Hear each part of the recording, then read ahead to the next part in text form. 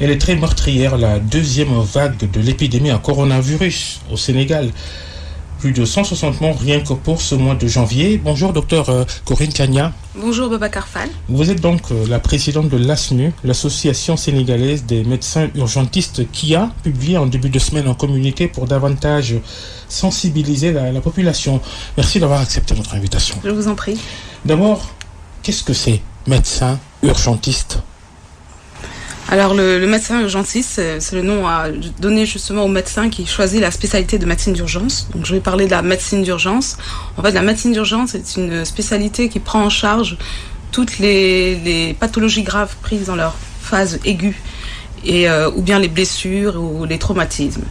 Et justement, cette médecine d'urgence est arrivée, enfin au Sénégal, on va dire arrivée, parce que la formation de médecine d'urgence a été ouverte au Sénégal dans l'année universitaire 2009-2010. Et le but de cette formation, justement, c'est d'avoir le maximum de médecins urgentistes qu'on pourrait, déployer sur le territoire sénégalais, parce que c'est un besoin. C'est un besoin et c'est une spécialité, je pense, qui a vraiment de l'avenir. Et qui justement, il faut d'abord être un bon médecin généraliste. Comme je disais avec mes collègues, on discute souvent de ça.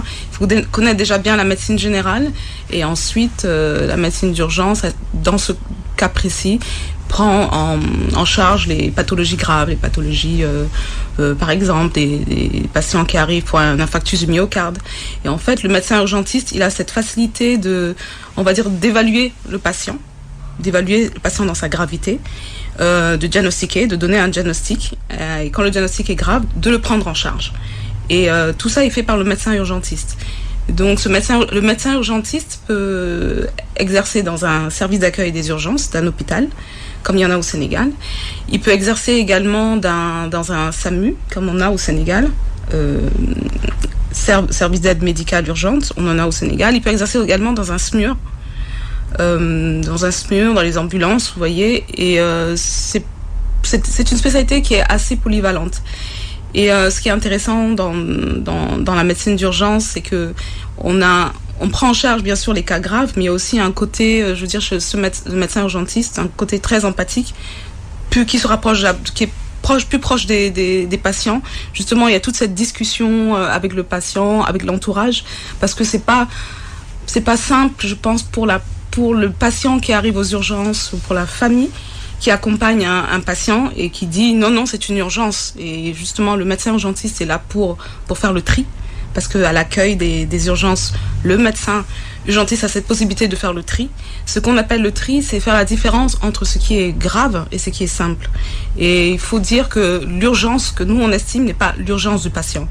Et c'est pour ça que c'est important d'avoir... Il y a un gros conflit d'interprétation, parce que les patients, les accompagnateurs, ils pensent souvent qu'ils sont négligés par rapport à d'autres, et que ceux qui s'occupent des urgences dans les hôpitaux sont pas très regardants sur la gravité qu'ils estiment être au sujet de la maladie, ou des parents de la famille qui accompagnent celui qui est en situation d'urgence.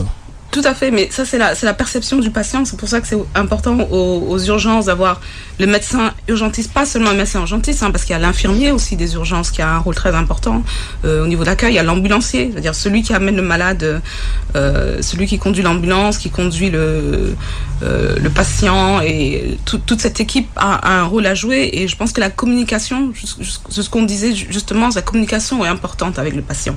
Quand on explique à l'entourage, parce que le patient s'il se sent pas très bien, on peut expliquer à l'entourage, on peut expliquer au patient en l'évaluant d'abord. Parce qu'il ne s'agit pas de dire non, vous n'avez rien de loin. Je veux dire, il faut venir vers le patient, l'évaluer, discuter avec lui et faire un diagnostic. Si le diagnostic de gravité n'est pas posé pour cette personne, on essaie de donner une priorité aux patients graves. Et c'est cette question de priorité aux urgences. Les patients, des fois, se sentent négligés, mais je veux dire, c'est pas il faut juste communiquer avec eux et leur expliquer. Et parfois, je pense que c'est un manque de discussion ou une incompréhension aussi de la part des patients. Parce que de toute façon, le médecin, il est là pour les patients. Il est là pour la famille, il est là pour travailler, pour prendre en charge les patients graves. Et c'est pour ça que je dis que le médecin urgentiste, c'est quelqu'un qui doit discuter. Il doit travailler, il doit prendre en charge le patient grave, mais aussi c'est quelqu'un qui doit discuter, parce que c'est important d'expliquer. Et vous êtes le premier maillot de la chaîne de soins, de traitement. Tout à fait. Mais les services d'accueil d'urgence dans les hôpitaux sénégalais, la qualité n'y est pas forcément. Ça, même le président de la République l'a reconnu il y a quelques mois, qu'un service d'accueil d'urgence sérieux, on en trouve rarement, même à Dakar, on cite souvent le SAU de l'hôpital principal. Comment ça se fait qu'on en soit là?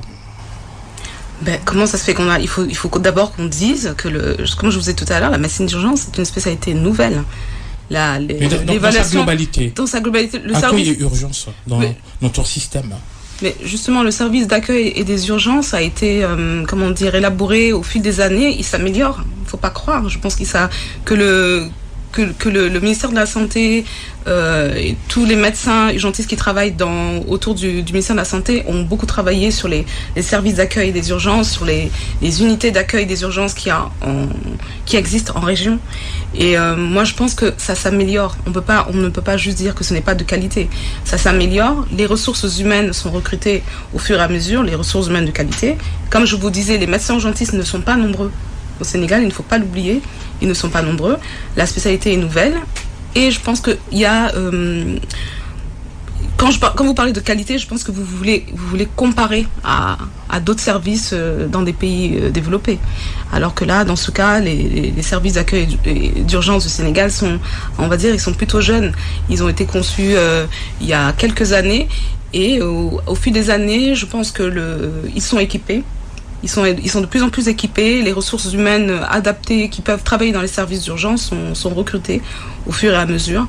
Et je pense que c'est aux médecins urgentistes qui travaillent dans ces structures, justement de mettre le doigt sur certains problèmes avec la direction. Je pense que c'est un travail qui doit se faire vraiment en interne et c'est aux médecins urgentistes, en discutant justement avec les patients, en prenant en charge les patients graves. Quand on a des difficultés pour prendre les patients en charge, je pense qu'à un moment on a un rôle aussi à jouer dans l'amélioration des conditions de travail et une discussion aussi avec la direction pour améliorer le service, pour améliorer la qualité des services d'accueil et des urgences. Je pense que ça se fait dans le temps. Ça se fait progressivement. Vous l'avez dit, c'est une jeune filière au Sénégal, juste disons peut-être 10 ans depuis qu'on forme des médecins urgentistes dans le pays. Le nombre, j'ai cherché un peu, environ 60. Voilà. Quand même, 60, c'est dérisoire. C'est pas beaucoup. Il y a une 60aine de médecins urgentistes diplômés. Il y a d'autres qui sont en train de se former, bien sûr. Il y a d'autres médecins urgentistes en formation. Et on espère, l'objectif à long terme, c'est que les médecins généralistes, que les nouveaux médecins s'intéressent à cette spécialité. Je pense même que ça n'empêche pas les médecins de choisir d'autres spécialités. Je veux dire, on a parmi nous des médecins urgentistes qui ont choisi aussi de se spécialiser en cardiologie, en médecine interne. Il y a des médecins urgentistes qui sont allés se spécialiser aussi en anesthésie, réanimation. Mais je pense que c'est important pour un médecin généraliste de connaître un peu la médecine d'urgence. Parce qu'on sera toujours confronté, on est toujours confronté à ces patients justement dans l'urgence. Ça peut être à l'hôpital, ça peut être dans la rue, parce qu'il ne faut pas oublier que le médecin urgentiste aussi travaille aussi, fait du transport aussi médicalisé, s'occupe aussi des prises en charge, comme on appelle prises en charge pré-hospitalières, c'est-à-dire qu'il prend en charge le patient chez lui, qui l'évalue selon la gravité, qui contacte le service de régulation, le SAMU national a un service de régulation, et par ce service-là, arrive à trouver de la place à ce patient dans les structures hospitalières de la place, en tout cas dans la région de Dakar. Et petit à petit, je pense que dans la région de Kaolack, le SAMU aussi s'est installé. À Saint-Louis aussi, le SAMU national aussi s'est installé. Et vous voyez, avec les années, ce qu'on n'avait pas avant, il n'y avait pas de SAMU national il y a 10 ans. Et aujourd'hui, on en a un qui s'équipe progressivement, qui recrute des médecins urgentistes, et je pense que c'est vraiment une avancée. En tout cas, moi, je suis optimiste. Je trouve que la médecine d'urgence avance. Évidemment, tout ne peut pas être parfait. Et je pense qu'au fur et à mesure, on réglera, on manifestera certaines difficultés qu'on a au quotidien. Mais comme je dis, c'est intéressant d'en discuter des fois avec la direction ou les supérieurs ou dans la structure dans laquelle on travaille. Vous avez parlé du SAMU, oui, c'est vrai, mais aujourd'hui, en banlieue, au fond du pays, on voit encore comment, en situation d'urgence, comment les patients ils sont transportés, parfois dans des conditions mais alors précaires, parfois dangereuses.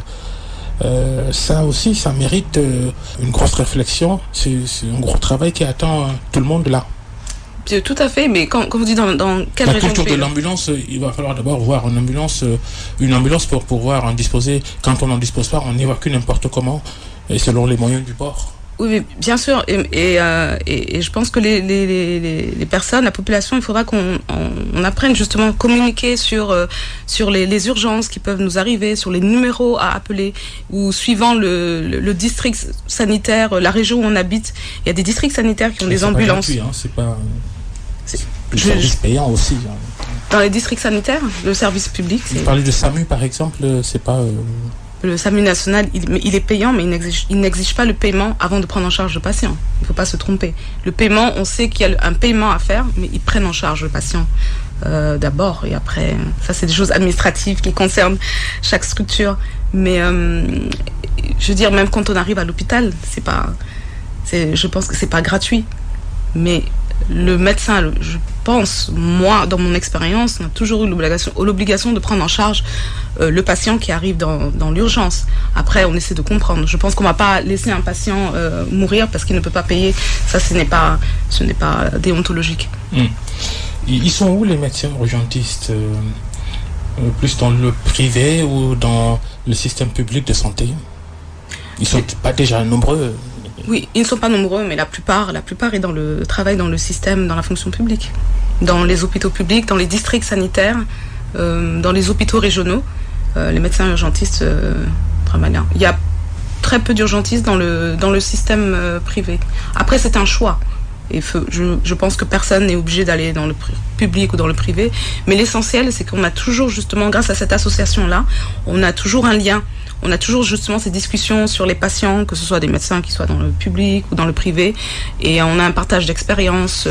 Les médecins parlent régulièrement de ce qu'ils rencontrent comme cas compliqués. Et justement, on a souvent les avis de seniors, comme on dit, des plus anciens, et justement qui nous permet de prendre en charge les patients qui nous posent un problème. Ouais. Alors, c'est cette tendance générale des nouveaux diplômés en santé et les médecins qui viennent de terminer les études, cette tendance à vouloir monter son propre cabinet, aller dans le privé en tout cas, au détriment de la fonction publique. Comment l'interpréter? Mais est-ce qu'on a les chiffres? Moi, je n'ai pas vraiment les chiffres sur le nombre de médecins généralistes qui ouvrent. Ou les deux, être dans le système public et chercher du travail aussi dans le privé à ses heures perdues aussi. Bon, non, en tout cas, ce qui est normal, c'est qu'on a le choix entre travailler pour le système public ou travailler pour le système privé. Après, ceux qui font les deux, ça, je n'ai pas du tout d'informations là-dessus, mais je sais qu'il y a des médecins qui s'installent dans le privé. C'est beaucoup plus compliqué sur le plan économique, parce que les médecins, il ne faut pas oublier que les médecins généralistes, quand ils soutiennent leur thèse, ils ne sont pas, je veux dire, je parle de mon expérience, ils ne sont pas orientés, ils ne sont pas conseillés sur ce qu'ils devraient faire. Tout le monde n'a pas envie de se spécialiser. Faut pas oublier, tout le monde n'a pas les moyens de se spécialiser. Et il y a des médecins qui ont envie de continuer la médecine générale. Et puis quand ils choisissent le privé, ce n'est pas évident parce qu'il faut investir dans du matériel. On n'a pas forcément une d'aide économique, il n'y a pas forcément de prêt bancaire. Et ça, je pense que c'est une vraie difficulté pour les médecins qui veulent aller dans le privé. Et dans le public, c'est en fonction ceux qui veulent travailler pour la fonction publique, c'est en fonction du nombre de postes disponibles selon la spécialité et selon les régions. Parce que souvent, il y a de la place en région pour les médecins, mais beaucoup de médecins aussi, le problème qui se pose, veulent travailler sur Dakar. Alors qu'il y a un réel besoin ça c'est l'autre équation. Dans les régions.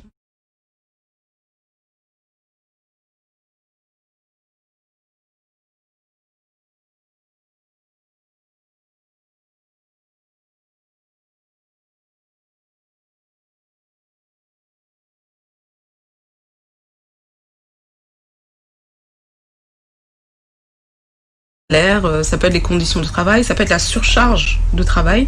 Il faut dire qu'il y a des médecins qui travaillent en région. Et c'est des médecins là qui sont très courageux. D'ailleurs, se retrouvent seuls parfois dans des régions, dans des districts sanitaires, des chirurgiens qui se retrouvent seuls, des chirurgiens, des gynéco-obstétriciens qui se retrouvent seuls et sans relève pendant pendant longtemps. Donc c'est pour ça que ce n'est pas évident parfois pour certains. Et comme je dis, je pense que le médecin a un rôle à jouer. Il faudrait aussi que les médecins puissent de temps en temps demander des comptes justement à leur direction, à leurs responsables et demander de pouvoir avoir un système de garde. Parce que ça pour éviter de s'épuiser, justement. Pour lutter contre l'épuisement psychologique et physique, c'est important de tourner, de se reposer et de laisser d'autres médecins prendre la relève.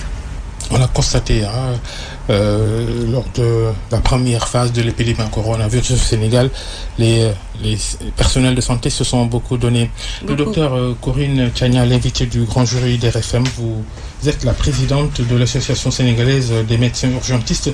Quel rôle jouent les médecins urgentistes justement dans la lutte contre le Covid-19 au Sénégal? Alors le médecin urgentiste joue un rôle très important, mais je pense que beaucoup de médecins spécialistes ont un rôle très important dans cette lutte contre le Covid. Mais les médecins urgentistes, puisqu'on parle d'eux, et on va parler d'abord, par exemple, je vais parler du SAMU national, je reparle d'eux parce qu'ils sont au cœur justement de la prise en charge des patients qui ont le Covid, et ils sont au cœur de la régulation médicale. Le SAMU national travaille avec plusieurs médecins urgentistes, des infirmiers et des médecins régulateurs. Et justement, le SAMU national a ce rôle ils prennent en charge, je veux dire, ils ont le pouvoir de faire le diagnostic de gravité justement au téléphone. Par exemple, quand quelqu'un appelle, qui a des symptômes, que ce soit pour le Covid ou d'autres pathologies, parce que le SAMU, on a parlé beaucoup du SAMU pendant le Covid, mais le SAMU existe depuis longtemps. Et justement, dans la lutte contre le Covid, les patients appellent le 15-15, ce qu'on disait, quand les gens ont des symptômes, quand les gens ont des doutes sur qu'ils ont, ou bien si c'est des symptômes plutôt graves, ils appellent le 15-15, et un médecin régulateur est au bout du fil, un médecin urgentiste qui permet justement le patient peut appeler. Il faut pas oublier que les hôpitaux aussi appellent pour trouver de la place dans d'autres structures. Quand un district sanitaire, par exemple, ne peut pas prendre en charge un patient parce qu'ils n'ont pas le matériel pour le prendre en charge, ils font appel au SAMU pour qu'on puisse venir le chercher et pour qu'on le mette dans une structure d'un niveau supérieur, une structure médicale d'un niveau supérieur. Donc voilà, le rôle du SAMU, c'est vraiment cette régulation médicale, c'est aussi d'aller prendre en charge les patients à domicile et de les stabiliser, ensuite de les amener dans la structure, dans le CTE adapté ou dans la réanimation Covid selon l'état du malade. Et donc oui, les médecins urgentistes, on va dire, ont vraiment un rôle important dans la prise en charge des patients Covid. Pourquoi selon vous? Parce qu'on craint tous que cette deuxième vague ne persiste. On a vu le nombre de victimes, c'est assez impressionnant et assez inquiétant. Pourquoi selon vous d'ailleurs la maladie à coronavirus elle a connu un regain dans le pays? Je pense qu'elle connaît un regain dans le pays comme dans plusieurs pays africains. C'est mondial, C'est mondial, mais on va se mettre sur l'échantillon africain parce que je pense qu'on fait face un peu aux mêmes problématiques. Donc je veux dire qu'en Afrique, globalement, il y a un regain de la maladie à Covid-19. Et moi, je pense qu'on peut énumérer quelques facteurs, des facteurs qui favorisent cette propagation du virus. En dehors du fait que, bien sûr, on a évoqué ça dans le communiqué, et oui, il y a un laisser-aller dans la population, mais bien sûr, ce n'est pas que ça. Il y a aussi, il faut dire, il y a le climat, il y a le facteur climat. On voit bien que depuis que les températures... Des études l'ont montré. Des études l'ont démontré. Des études n'ont pas démontré, mais quand on voit l'évolution du virus en Europe, dans tous les pays froids, tous ces pays où il fait froid, avec des températures très basses, où ils ont eu des cas, énormément de cas. Je ne dis pas que le froid est seulement responsable de la propagation. Je dis que c'est un facteur qui peut jouer, comme le facteur les gestes barrières, c'est important. On respectait moins les gestes barrières. Les températures sont plus basses, les gens se mélangent plus. Il y a beaucoup plus de contacts dans la population. Je veux dire, globalement, dans les restrictions, dans les gestes barrières, on les a un peu négligés aussi. Et il faut dire que il y a des patients aussi, peut-être aussi, c'est possible que des patients se soient réinfectés. Parce que les patients, lors de la première vague, les rechutes, c'est possible, mais évidemment, on n'a pas d'études là-dessus. Mais il y a des patients qui ont été malades en mars, avril. On dit que l'immunité contre Covid, ça peut durer 5 à 6 mois. Donc logiquement, c'est possible que des patients qui ont été contaminés par le Covid se réinfectent. Encore. Et la hausse du nombre de décès au Sénégal, comment l'expliquer? C'est simple. Je pense qu'on n'a même pas besoin de faire des calculs statistiques. On a beaucoup plus de malades. Le virus se propage beaucoup plus.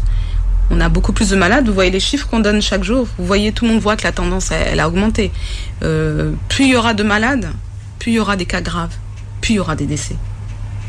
Ça, c'est clair. Il faut que les gens se mettent dans la tête. C'est que plus il y aura de patients malades, plus on aura de cas graves.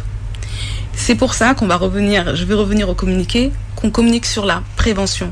Parce qu'en dehors de la prise en charge à l'hôpital... vous en parlez de la prise en charge. Vous ne dites rien là-dessus pour expliquer un peu ce nombre de décès assez important depuis quelques semaines?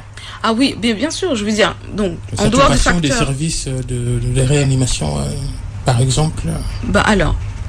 Les services de réanimation, bien sûr, ils vont être saturés, mais il faut dire que le système de santé était déjà fragile avant le Covid. Ce n'est pas lié au Covid. Le système de santé est déjà fragile. Même si on a énormément investi dans les systèmes de santé, dans les services d'urgence, dans les hôpitaux, on a beaucoup investi aussi dans le SAMU national, ils ont encore plus d'ambulances, mais le nombre de patients augmente, et de patients Covid. Et il ne faut pas oublier qu'il y a d'autres patients. Il y a des patients non Covid, il y a des traumatismes, il y a des patients victimes des accidents de la circulation, il y a des palus graves, il y a des pathologies chroniques, il y a des comas diabétiques. Il y a tous ces patients-là. Le peu de place qu'il y a dans ces services-là. Tous ces patients il faut savoir qu'ils mobilisent des ressources humaines. Ces ressources humaines, on va pas les inventer. Même s'ils ont recruté des ressources humaines, ces ressources humaines, à un moment, ils vont s'épuiser. Il ne faut pas oublier que les médecins, beaucoup de médecins travaillent d'arrache-pied depuis la première vague. À un moment, il y a eu une accalmie, c'est vrai, mais ils continuent à prendre en charge les patients, puisqu'il y a d'autres pathologies qui existent en dehors du Covid, des pathologies aussi graves. Et avec les pathologies, les patients graves du Covid, ça sature le système. Et si on ne veut pas arriver à une phase critique, je dis bien critique, et il ne faut pas qu'on arrive à cette phase critique. Je ne sais pas si vous voyez ce qui se passe en Afrique du Sud. Les patients qui arrivent, qui sont en détresse respiratoire, il n'y a pas de place pour les patients. Il n'y a pas suffisamment d'oxygène pour tout le monde. On ne veut pas arriver à ce scénario catastrophe. En Colombie, voilà. Au Nigeria aussi. 15 000 nouveaux cas par jour. Voilà. Au Nigeria, il y a une explosion aussi de cas Covid. Je pense, c'est presque les mêmes raisons, parce que les gens aussi se sont laissés aller, parce qu'il y a beaucoup de fêtes, parce que malgré les restrictions, il faut savoir qu'une ville, par exemple, comme Abuja et Lagos, malgré les restrictions, les gens ont continué à faire la fête. Ils ont continué à se rencontrer en boîte de nuit, à faire les mariages, à faire toutes ces cérémonies, alors qu'il y avait des restrictions. Et en plus de ça... On le sait, nous on fait la même chose. Je ne pense pas, parce que maintenant il y a le couvre-feu. Donc, normalement, on ne devrait pas faire la même chose, parce que maintenant il y a le couvre-feu et il y a des restrictions. Les gens essaient de contourner pour célébrer les mariages, les baptêmes. Mais là, à ce niveau, est-ce que, je veux dire, la responsabilité, elle est individuelle maintenant. C'est la responsabilité du citoyen. Là, à ce niveau, l'État ne peut pas intervenir parce qu'il a mis des restrictions. Il a sorti une loi. Il a mis en place tout un système pour que les gens respectent la loi. Mais si les gens arrivent à contourner ça, ils ne le font pas contre l'État. Ils le font contre eux-mêmes. Dans les cimetières, ces mondes fous qui accompagnent les inhumations. On a tous maintenant des proches qui décèdent. Ce qu'on n'avait pas la première vague, c'est que maintenant, ces proches, je veux dire, on a tous le papa d'un ami qui est décédé du Covid. Et ce n'est pas une fois par semaine. Maintenant, on entend quasiment tous les jours. Et donc justement, pour revenir à ça, il faut vraiment qu'on insiste aussi sur la prévention, parce que s'il y a trop de malades en même temps, trop de malades graves au même moment, qui veulent aller dans un CTE ou qui doivent être admis en réa, alors qu'il n'y a pas suffisamment de place, qu'est-ce qu'on fait dans ce cas-là? Qu'est-ce qu'on fait? Ce débat autour des mesures administratives, on va parler de couvre-feu. Pour l'instant, et depuis quelques jours, ça ne concerne que les régions de Dakar et de Thiès qui concentrent l'essentiel des infections dans le pays. Ce débat, ces interrogations sur l'efficacité ou pas d'un couvre-feu. Le couvre-feu a fait ses preuves dans plein de pays dans le monde, en Europe, en Amérique. Le couvre-feu a fait ses preuves. C'est pas la première fois qu'on utilise le couvre-feu pour limiter les interactions entre les personnes. N'oubliez pas que le but, c'est de limiter les interactions entre les personnes. Pour le moment, au Sénégal, on ne peut pas se permettre, je pense que les autorités sanitaires ont réfléchi sur un confinement total. Parce qu'à un moment, vous vous rappelez, je pense que à la première vague, on craignait qu'on confine toute la population sénégalaise. Imaginez le confinement que l'Europe a dû vivre, l'impact économique que ça a pu avoir et l'impact psychologique aussi. Et on a trouvé, voilà, on a coupé je pense que les autorités ont coupé la poire en deux en faisant des restrictions. Le couvre-feu, oui, bien sûr, ça marche parce qu'il limite les interactions entre les gens. Après, est-ce qu'on peut aller jusqu'à interdire les gens de sortir toute la journée? Je pense que non.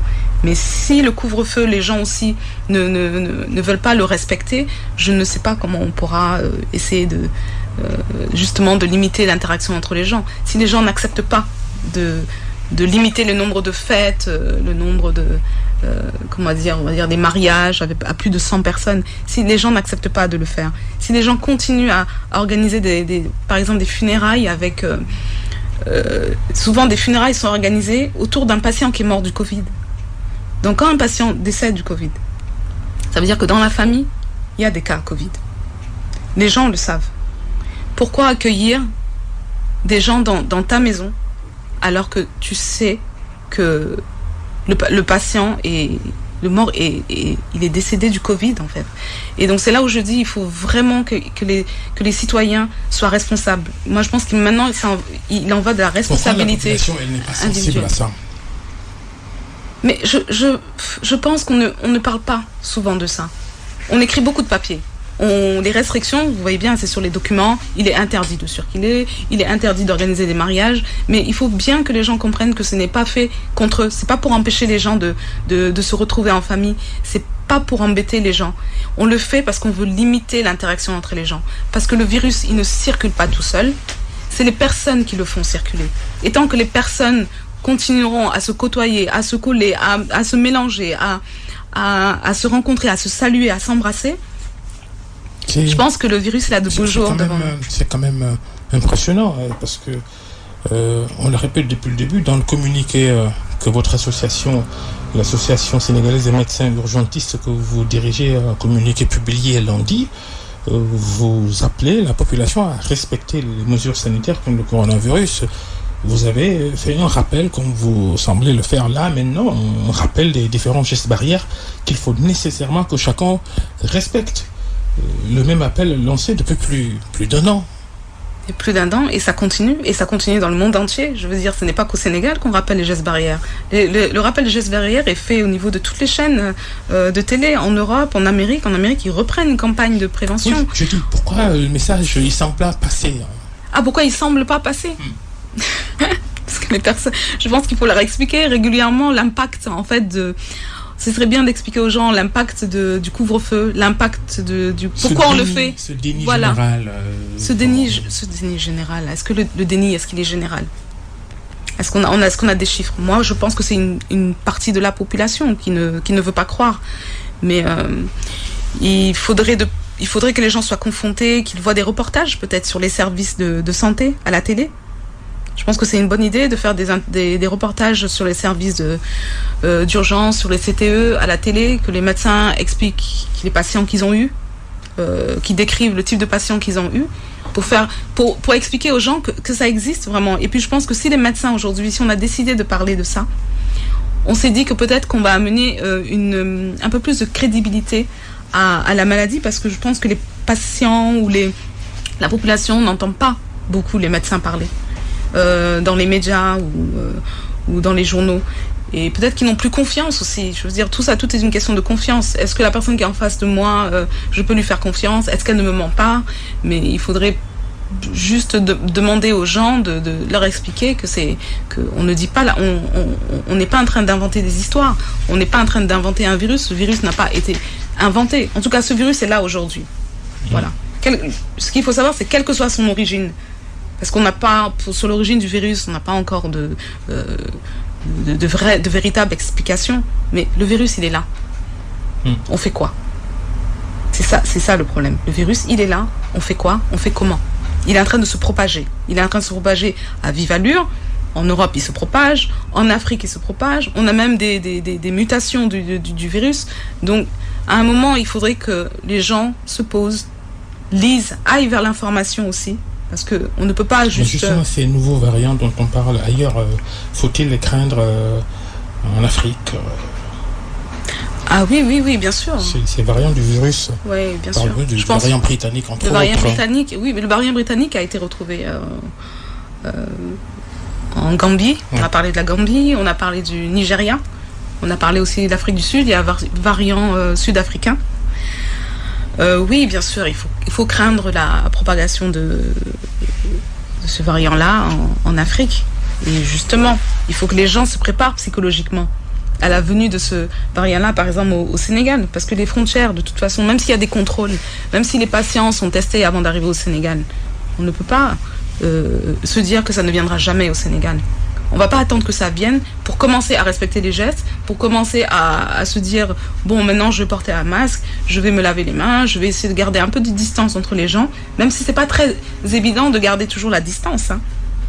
On est d'accord que la distanciation physique qu'on demande aux gens, c'est clair qu'elle n'est pas évidente, surtout quand on doit prendre les transports publics, quand on doit prendre les voitures, les 7 places pour aller en région. C'est clair que ce n'est pas évident. Mais même si on est dans des transports en commun, on peut au moins porter un masque et peut-être demander au chauffeur du bus, je pense que c'est pas une utopie, le chauffeur du bus peut mettre un gel et demander à chaque patient qui entre, à chaque client qui monte dans le bus, de se laver les mains avec du gel hydroalcoolique.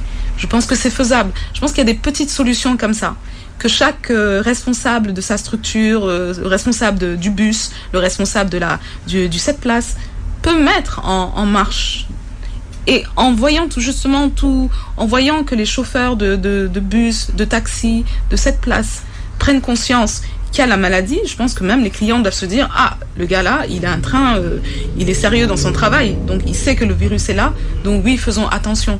Ne prenons pas le risque de contaminer quelqu'un dans une voiture ou dans un transport, ou bien surtout le respect il y a des choses dont on ne peut pas parler, mais pour moi ça va de soi. Est-ce qu'on peut tousser sur quelqu'un? Ce n'est pas normal de tousser sur quelqu'un. C'est pas l'épidémie du Covid-19 qui va nous apprendre les bonnes manières, finalement. Parce que c'est des choses qu'on n'est pas censé faire de toute manière, en dehors des épidémies. Tousser sur quelqu'un. On est obligé de dire aux gens, mettez votre main quand vous toussez. Toussez, en fait, mettez votre coude. Toussez dans le coude. Ne toussez pas sur les gens. Lavez vos mains quand vous toussez dedans. Je veux dire, toutes ces recommandations, elles devraient être naturelles. Mais on est obligé de rappeler aux gens. Mais c'est pas grave. On le fait parce que c'est important et qu'il faut bien que les gens comprennent que le fait de se laver les mains tout le temps a réduit forcément d'autres maladies, les maladies des mains sales. On n'en parle pas beaucoup. Et par exemple, en consultation, cet été, moi je sais que j'ai reçu beaucoup moins de maladies, vous savez, transmissibles par les mains. Voilà, c'est clair. Parce que les gens, bien sûr, ils font plus attention. Quand ils arrivent dans une structure, il y a toutes les structures, les banques, les administrations ont mis du gel à l'entrée des administrations. Les gens ont ce réflexe. Il y a des gens qui ont investi dans des fontaines, des lave-mains. Vous imaginez des lave-mains dans la rue, on peut trouver des lavabos à la place d'Indépendance. Donc les gens voient bien que l'État se décarcasse aussi pour que les gens aient accès à certaines choses et comprennent que le lavage des mains, c'est pas anodin, c'est important. Et le port du masque, ça va vous empêcher ça va limiter justement le risque d'attraper le Covid, mais n'oubliez pas les autres maladies. La tuberculose, on n'a pas les chiffres, mais peut-être qu'il y a moins de contamination par la tuberculose. La propagation exponentielle depuis quelques semaines du virus, votre association, au-delà de Dakar Ikes, qui connaît son couvre-feu, vous avez cité les régions de Saint-Louis, de Kaolack. Vous pensez que là-bas aussi, l'État, le gouvernement, doit voir ça, appliquer les mêmes rigueurs pour stopper, endiguer la propagation? Je pense que l'État et que le ministère de la Santé ont pris leurs décisions sur des critères. Ils ont forcément des critères qu'ils ont utilisés. Et peut-être que ces critères-là, quand ces critères surviennent, ils décident justement de mettre le couvre-feu dans la région de Dakar et de Thiès. Je pense que Kaolack, que Saint-Louis, s'ils atteignent un certain seuil de cas graves et de décès, peut-être qu'à un moment aussi, ils vont demander qu'on mette le couvre-feu dans ces villes. Je pense que c'est réfléchi et que les autorités savent, quand il faudra décider de mettre le couvre-feu dans ces régions, ils prendront la décision qu'il faudra. Tout à l'heure, on a parlé de la prise en charge qui connaît des difficultés, la saturation des services de réanimation, parce qu'au-delà des personnes atteintes de Covid et qui sont des cas graves, il y a d'autres cas graves, d'autres pathologies. Oui. Tout cela, Dr Corinne Tchania, c'est le résultat d'un système de santé, comme on a semblé le dire tout à l'heure en début d'émission, un système de santé quand même 1000 interrogations sur sa fiabilité, sur sa santé. Petite 1000 interrogations sur la fiabilité du système de santé. Ouais. Non. Ce n'est pas que le Sénégal, c'est pas d'ailleurs que le Sénégal. Débat continental, le système africain. Mais africain, mais il faut dire européen. Européens, américains, tous les systèmes de santé ont craqué. Ce n'est pas propre. Pas que sur le Covid, mais de façon générale. De façon générale, mais bien sûr, parce que tous les services de santé, de réanimation, de Covid, de centres de traitement épidémiologique pour le Covid sont saturés par les malades Covid. Au Sénégal, ce n'est pas propre au Sénégal, ça se passe au Sénégal, ou maintenant au Mali, dans les pays, au Ghana aussi, au Nigeria. Les États africains, on va parler du continent, les États africains, la santé, c'est pas... au-delà de la théorie, dans la réalité, ça ne semble pas une priorité pour les dirigeants, non? Je pense que ça peut être une priorité c'est une priorité, la santé est une priorité. Je pense que pour tous les gouvernements, c'est une priorité. Mais le problème, c'est est-ce qu'on investit suffisamment d'argent? On pourra faire tout un débat là-dessus. Je ne sais pas du tout combien. Je sais que par exemple, pour le système du Sénégal, on a investi beaucoup d'argent dans les services, dans les hôpitaux. Justement, on a investi plus d'argent, on a recruté beaucoup plus de médecins, un peu plus d'infirmiers. Mais c'est clair que ça ne suffit pas. Et au fur et à mesure, avec le temps, je pense que les gens s'amélioreront sur ça. Il y a des programmes économiques sanitaires qui ont été écrits. Il y a des médecins qui ont écrit justement sur des services de santé. Il y a énormément de programmes et on a écrit beaucoup de recommandations sur comment améliorer le système de santé. Ça existe déjà. Donc moi je pense qu'ils ont tout ce qu'il faut pour améliorer ce système. Après les moyens ne sont pas là, mais les moyens c'est l'Afrique. On n'a pas beaucoup de moyens et on fait, malheureusement, il faut qu'on fasse avec ce qu'on a. Il faut qu'on donne bien sûr un peu plus de priorité sur la santé parce qu'une population qui n'est pas en santé, évidemment que c'est un problème pour l'État. Si une population n'est pas en santé, ça pose un problème sur le plan économique. Mais je pense qu'il y a énormément de choses qui ont été faites et qui sont on va dire, ils sont en phase d'amélioration dans le système sanitaire et je pense que le ministère de la Santé, avec beaucoup de spécialistes de la santé publique, son travail là-dessus. Je ne désespère pas du tout. Ouais. Les vaccins maintenant, les vaccins anti-Covid-19, les doutes et craintes de certains sur la fiabilité, sur les possibles ou supposés effets secondaires. Alors, je vais, avant de répondre à ta question, je vais te donner une liste de ce qu'on entend, parce que comme ça, alors on a entendu que les vaccins avaient donné des effets secondaires, que ça rendait malade. Il y a des gens qui disent ce n'est pas... On peut avoir des effets secondaires dans tous les vaccins. Le vaccin contre la typhoïde, on peut avoir un peu de fièvre. Vaccin contre la fièvre jaune, on peut avoir un peu de fièvre, un peu de maux de tête. Et ça passe. De dire que que le vaccin, il y a des gens qui disent que le vaccin n'est pas efficace, mais en tout cas le vaccin Moderna, le vaccin à ARN messager dont on parle beaucoup en ce moment, fabriqué par Pfizer, ils ont fait de nombreuses études là-dessus. Ce n'est pas un vaccin qui est sur le marché du jour au lendemain. Ils ont eu des échantillons Ils ont testé sur 30 000 personnes avant de mettre le vaccin sur le marché. Plus de 30 000 personnes. Donc ce n'est pas... les gens ne se sont pas levés un jour pour sortir le vaccin. Ça a été très étudié et le taux d'efficacité de ce vaccin, apparemment, est de 94%. C'est très bien. Et je pense que Pfizer et BioNTech on dit. C'est ce qu'ils ont dit. C'est ce qu'ils ont dit. Mais je pense qu'on peut leur faire confiance. Pfizer a fabriqué d'autres vaccins. Je veux dire, au Sénégal, on vaccine, les patients se vaccinent. Je veux dire, les enfants se vaccinent. Il y a un programme élargi de vaccination. Les parents amènent leurs enfants au programme élargi de vaccination. Pourquoi aujourd'hui... on ne se pose pas de questions sur, on ne se pose pas de la questions fiabilité, sur l'efficacité. Exactement. Donc, ce que je ne comprends pas, c'est que pourquoi aujourd'hui, c'est peut-être une tendance aussi ceux qui sont contre évoquent souvent le délai de fabrication de ces vaccins-là. Par définition, ça prend des années. Mais pour le Covid, en moins de 9 mois, on en a fait. Ils en ont fait, mais ils ont les techniques. Ils ont les techniques pour. En plus, l'ARN messager, c'est quelque chose sur lequel ils travaillaient depuis 10 ans, et c'est la première fois que les gens utilisent cette technique-là. C'est une prouesse pour la science. Et je pense que c'est des choses à applaudir. Et puis, il ne faut pas oublier qu'il y a plein de patients qui ont été vaccinés. Aux États-Unis, ils sont à un taux de... Je pense qu'ils ont vacciné 10 millions de personnes. Combien de décès ont été annoncés? Très, très peu de décès. Ce week-end, la France a atteint le million de vaccinés. Le million de vaccinés, voilà. Et voilà, on a au-delà de l'échantillon des 30 000 qu'il y avait avant que le vaccin soit mis sur le marché, maintenant on a un échantillon mondial. En France, ils vaccinent. Aux États-Unis, ils vaccinent. Il y a d'autres pays qui ont commencé à vacciner, l'Israël, et qui utilisent ce vaccin-là. Donc, pourquoi autant de craintes? Je pense qu'on devrait vraiment essayer peut-être d'aller un peu vers l'information, et peut-être aussi que les spécialistes en infectiologie du Sénégal et de la vaccinologie devraient aussi peut-être se manifester aussi un peu plus pour rassurer la population. Moi, personnellement, je me vaccinerai. Voilà. Quand le vaccin va arriver, je me vaccinerai. Parce que le personnel médical, je suppose qu'il sera prioritaire, les personnes vulnérables, les personnes de plus de 65 ans.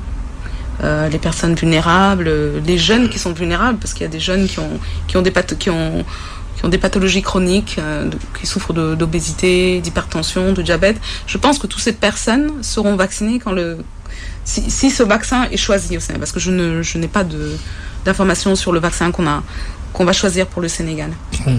On attend de voir ce que le Sénégal va choisir. Oui, on attend de voir. Ce qui le Sénégal et beaucoup d'autres pays africains qui sont à l'écoute de l'initiative COVAX de l'OMS. Tout à fait. Tout en cherchant d'autres solutions également, des solutions parallèles. Voilà. On va parler de la France. Sur le doute sur les vaccins, 9 personnes qui étaient décédées après avoir reçu le vaccin. En France? Oui, ça a été établi que ce sont des personnes âgées et qui avaient d'autres pathologies, et donc rien à voir avec le vaccin. Ouais. En Norvège, 30 morts, 30 personnes qui ont reçu le vaccin qui sont décédées après. Il n'a pas été établi un lien entre ce décès et le vaccin. La stratégie sénégalaise, on en parle alors, stratégie nationale de vaccination. D'abord, les médecins urgentistes, ils ont leur place dans cette stratégie. Êtes-vous impliqué? Pas forcément. Non, je vais vous dire, honnêtement, l'association, par exemple, des médecins urgentistes n'a pas été associée dans cette stratégie vaccinale. Mais ce n'est même pas un problème. Nous, tout ce qu'on attend, c'est que quand ils vont décider... avec le programme COVAX, décider quel vaccin sera disponible au Sénégal, quand ils nous annonceront l'arrivée du vaccin et quand ils vont nous établir les stratégies vaccinales, nous on suivra. Moi je pense qu'il n'y a pas de problème là-dessus. Les stratégies vaccinales, le but c'est de vacciner le maximum de personnes. Je pense que tous les pays africains ont le même objectif. Maintenant, les stratégies, elles peuvent être différentes suivant les pays, mais on n'a pas d'idée. Moi, j'ai pas du tout d'idée sur les stratégies vaccinales du Sénégal. Avec toutes ces réticences, il va falloir encore parler. Il va falloir communiquer, convaincre. Convaincre les gens sur la vaccination. Oui, je pense qu'il faudra aussi convaincre sur la vaccination. Mais c'est pour ça que, je veux dire, il faut allier les deux.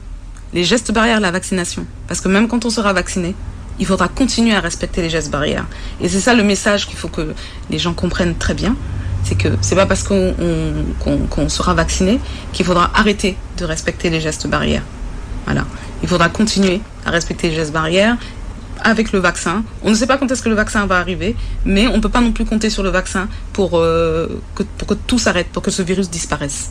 Donc il faut se dire, bon, on va continuer à voilà, je n'aime pas trop cette expression, mais continuer à vivre avec le virus, parce que c'est vrai que chacun l'interprète comme il veut. Vivre avec le virus, ça veut pas dire non plus, il est là, on vit, on met pas de masque, on se lave les mains, et on verra la nature va faire quelque chose. Ce n'est pas du tout ça.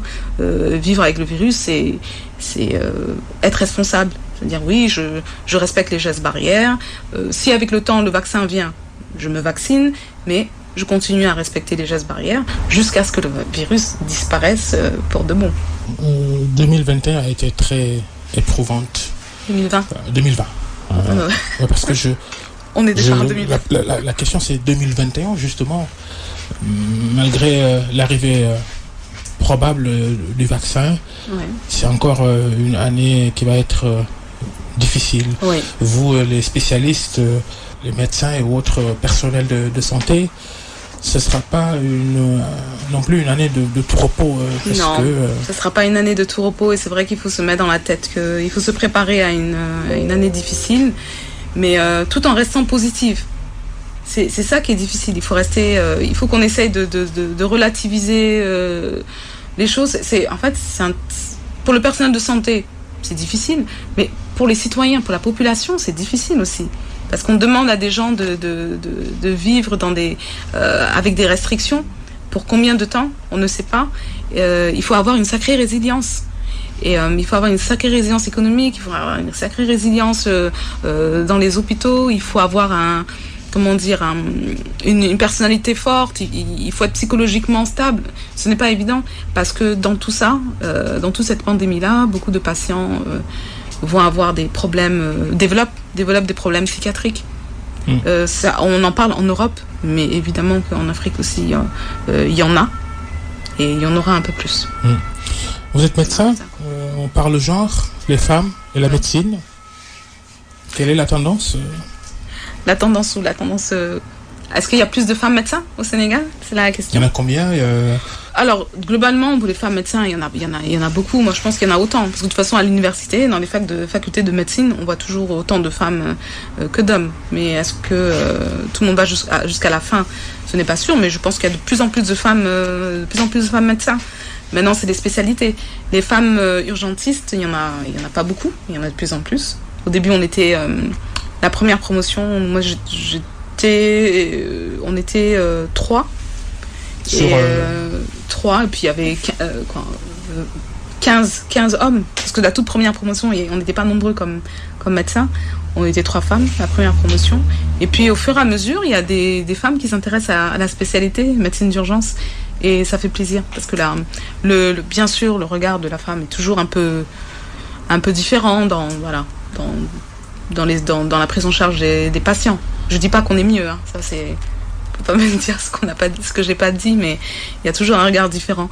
Dans la médecine d'urgence, il faut énormément d'empathie avec le patient. Pour les patients qui arrivent aux urgences, je pense qu'ils ont besoin d'abord d'être rassurés, que ce soit dans le cas Covid ou en dehors du Covid, pour les autres pathologies. Le patient qui arrive aux urgences, c'est parce qu'il a un besoin. L'urgence, elle peut être psychiatrique, hein. Il faut pas oublier que c'est pas que ça peut être la douleur, ça peut être des gens qui ont mal à la tête ou mal au ventre, et la prise en charge, elle doit être, on va dire, elle est multidisciplinaire. Et donc c'est pour ça que je dis la médecine d'urgence est une médecine polyvalente, parce que nous on prend en charge toutes les pathologies on va dire de toutes les spécialités. Les urgences cardiovasculaires, les urgences neurologiques, les urgences obstétricales, les urgences pédiatriques parfois. Il n'y a pas que les pédiatres qui prennent en charge. Il y a des régions où il n'y a pas forcément de pédiatre d'urgence, donc le médecin urgentiste est assez polyvalent. Voilà. C'est pour ça qu'il faudrait qu'on lui donne un peu plus de... qu'on tienne compte aussi des conditions dans lesquelles il travaille, de la surcharge de travail, et qu'il ne faudrait pas aussi en plus des patients Covid qui augmentent dans les services d'urgence, en plus de ces patients Covid, il y a d'autres pathologies graves qui font que le système est sous tension. On va dire. Merci Dr Corinne Kania, présidente de l'association sénégalaise des médecins urgentistes. Merci d'être passé devant le grand jury de RFM. Je vous en prie. Merci à tous de nous avoir suivis.